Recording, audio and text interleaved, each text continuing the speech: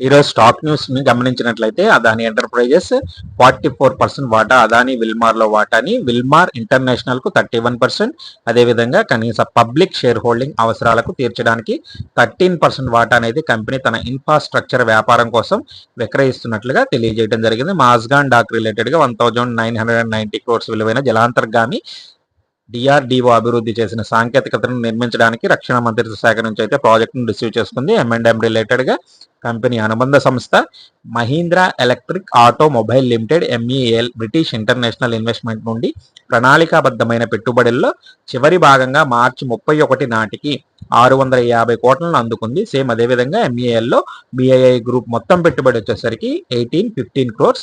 So 2.64 వాటా నుండి అయితే 4.58 వాటాకి ఇంక్రీజ్ అవటం కూడా జరిగింది. సో ఇలాంటి వివరాల కోసం ఛానల్ని సబ్స్క్రైబ్ చేయండి.